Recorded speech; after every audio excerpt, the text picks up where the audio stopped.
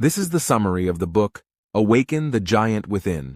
Anytime you sincerely want to make a change, the first thing you must do is to raise your standards and believe you can meet them. We must change our belief system and develop a sense of certainty that we can and will meet the new standards before we actually do. In life, lots of people know what to do, but few people actually do what they know. In essence, if we want to direct our lives, we must take control of our consistent actions. It's not what we do once in a while that shapes our lives, but what we do consistently. It's in your moments of decision that your destiny is shaped. Not only do you have to decide what results you are committed to, but also the kind of person that you're committed to becoming. If you don't set a baseline standard for what you'll accept in your life, you'll find it's easy to slip into behaviors and attitudes or a quality of life that's far below what you deserve. If you truly decide to, you can do almost anything. This is the ultimate success formula, which is an elementary process for getting you where you want to go. Decide what you want, take action, notice what's working or not, and change your approach until you achieve what you want. Making a true decision means committing to achieving a result, and then cutting yourself off from any other possibility. The 3 decisions that control your destiny are your decisions about what to focus on, your decisions about what things mean to you, your decisions about what to do to create the results you desire. It's likely that whatever challenges you have in your life currently could have been avoided by some better decisions upstream.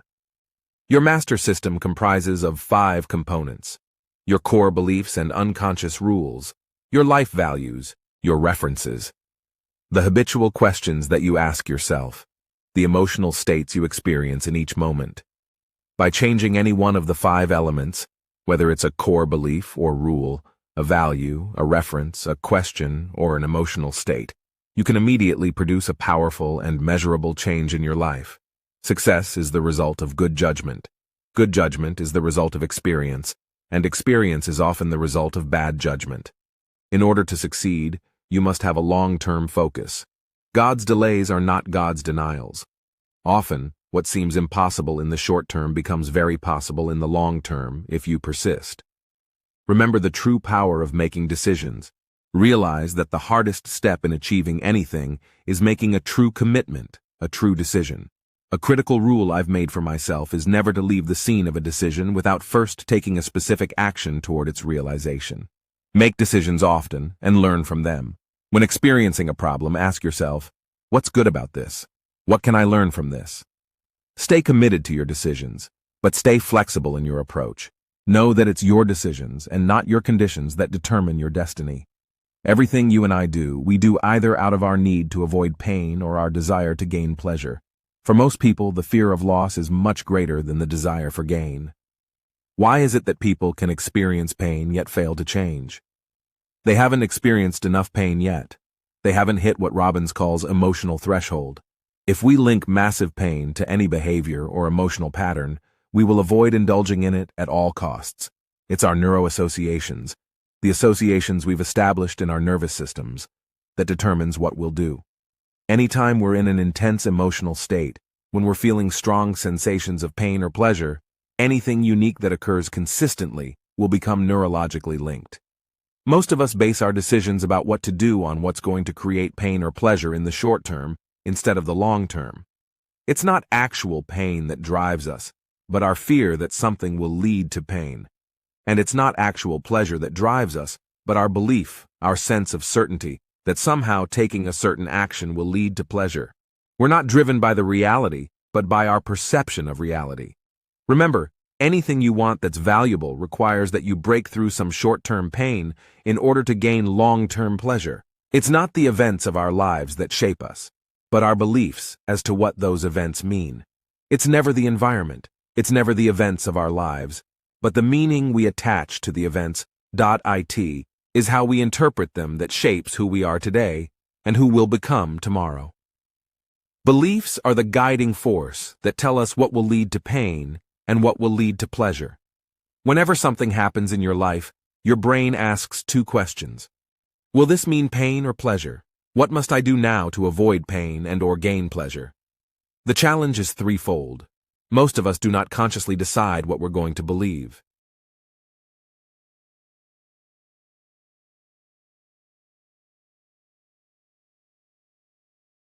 Often our beliefs are based on misinterpretation of past experiences. Once we adopt a belief, we forget it's merely an interpretation. Global beliefs are the giant beliefs we have about everything in our lives, beliefs about our identities, people, work, time, money, and life itself, for that matter. If you can think of an idea as being like a tabletop with no legs, you'll have a fair representation of why an idea doesn't feel as certain as a belief. Without any legs, that tabletop won't even stand up by itself. Belief, on the other hand, has legs. If you really believe, "I'm sexy," how do you know you're sexy? Isn't it true that you have some references to support the idea, some experiences in life to back it up? Those are the legs that make your tabletop solid, that make your belief certain. Sometimes we gather references through information we get from other people or from books, tapes, movies, and so on. And sometimes we form references based solely on our imagination. The strongest and most solid legs are formed by personal experiences that we have a lot of emotion attached to because they were painful or pleasurable experiences. If you develop the absolute sense of certainty that powerful beliefs provide, then you can get yourself to accomplish virtually anything, including those things that other people are certain are impossible. The most effective way is to get your brain to associate massive pain to the old belief. New experiences trigger change only if they cause us to question our beliefs. Remember, whenever we believe something, we no longer question it in any way. If you question anything enough, eventually you'll begin to doubt it. I've classified beliefs into 3 categories: opinions, beliefs, and convictions. An opinion is something we feel relatively certain about, but the certainty is only temporary because it can be changed easily. A belief, on the other hand, is formed when we begin to develop a much larger base of reference legs, and especially reference legs about which we have strong emotion. A conviction, however, eclipses a belief, primarily because of the emotional intensity a person links to an idea. A person holding a conviction does not only feel certain, but gets angry if their conviction is even questioned. A person with a conviction is unwilling to ever question their references, even for a moment. They are totally resistant to new input, often to the point of obsession. Someone with a conviction is so passionate about their belief that they're even willing to risk rejection or make a fool of themselves for the sake of their conviction. So how can you create a conviction? Start with the basic belief. Reinforce your belief by adding new and more powerful references. Then find a triggering event or else create one of your own. Associate yourself fully by asking, "What will it cost me if I don't?" Ask questions that create emotional intensity for you. Finally, take action. Each action you take strengthens your commitment and raises the level of your emotional intensity and conviction. The way to expand our lives is to model the lives of those people who are already succeeding. It's just a matter of asking questions. What do you believe makes you different? What are the beliefs you have that separate you from others? At the end of each day, I ask myself these questions. What have I learned today? What did I contribute or improve? What did I enjoy? NAC is a step-by-step process that can condition your nervous system to associate pleasure to those things you want to continuously move toward, and pain to those things you need to avoid in order to succeed consistently in your life without constant effort or willpower. We all want to change either 1, how we feel about things, or 2, our behaviors. There are 3 specific beliefs about responsibility that a person must have if they're going to create long-term change. First, we must believe something must change. Not that it should change, not that it could or ought to, but that it absolutely must. Second, we must not only believe that things must change, but we must believe, I must change it. Third, we have to believe, I can change it. Each time we experience a significant amount of pain or pleasure, our brains search for the cause and record it in our nervous systems to enable us to make better decisions about what to do in the future. Anytime you experience significant amounts of pain or pleasure, your brain immediately searches for the cause. It uses the following 3 criteria. Your brain looks for something that appears to be unique. Your brain looks for something that seems to be happening simultaneously. Your brain looks for consistency. So often we blame the wrong cause and thereby close ourselves off from possible solutions. The difference between acting badly or brilliantly is not based on your ability, but on the state of your mind and/or body in any given moment. Emotion is created by motion.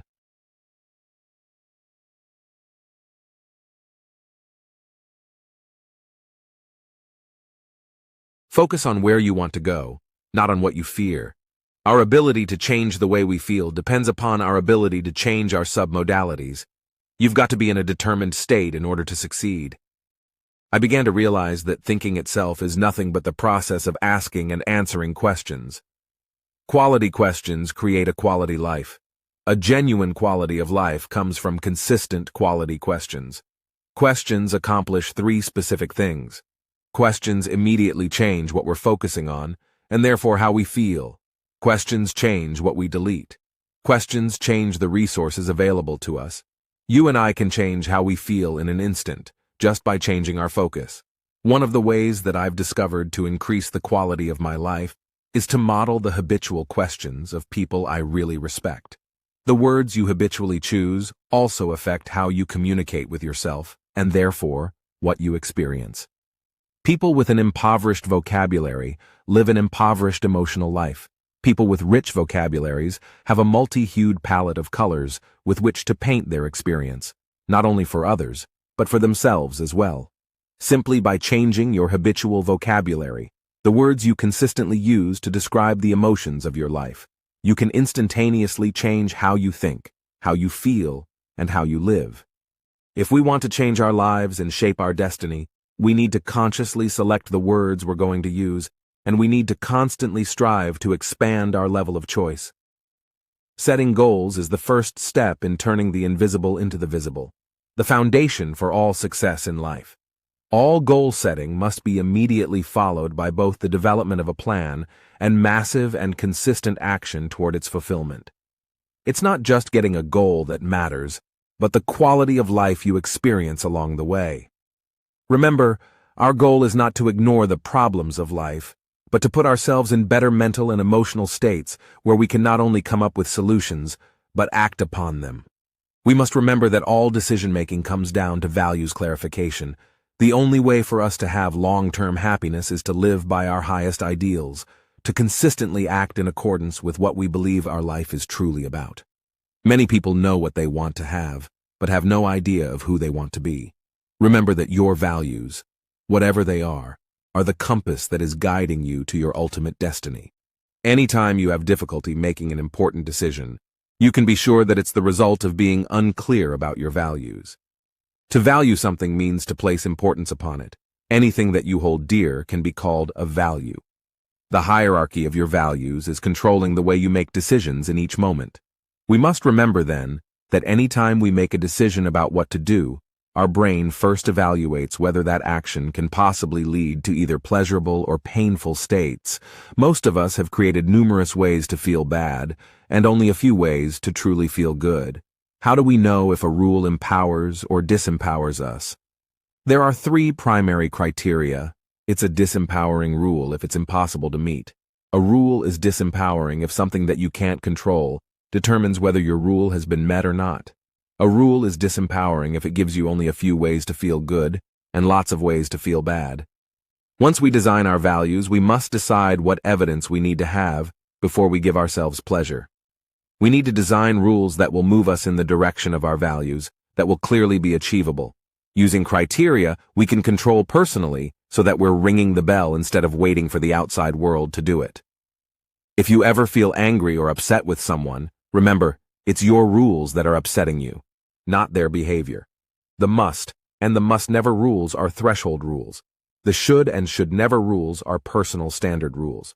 Design your rules so that you're in control, so that the outside world is not what determines whether you feel good or bad.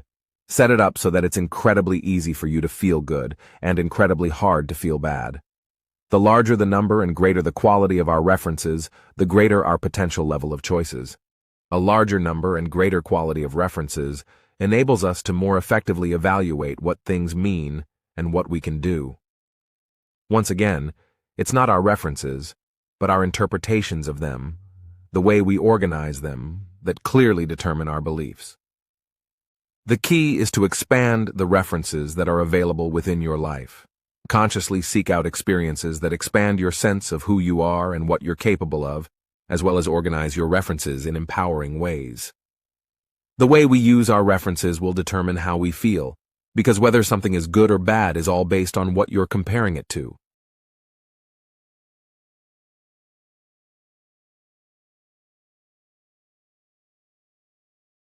You are not even limited to your own personal experiences as references. You can borrow the references of other people. Limited references create a limited life. If you want to expand your life, you must expand your references by pursuing ideas and experiences that wouldn't be a part of your life if you didn't consciously seek them out. We all will act consistently with our views of who we truly are, whether that view is accurate or not. As we develop new beliefs about who we are, our behavior will change to support the new identity. If you've repeatedly attempted to make a particular change in your life, only to continually fall short, invariably the challenge is that you were trying to create a behavioral or emotional shift that was inconsistent with your belief about who you are. This is the end of the summary. I love what I do, and if you have derived any benefit from this summary, please subscribe so I can continue to do my part.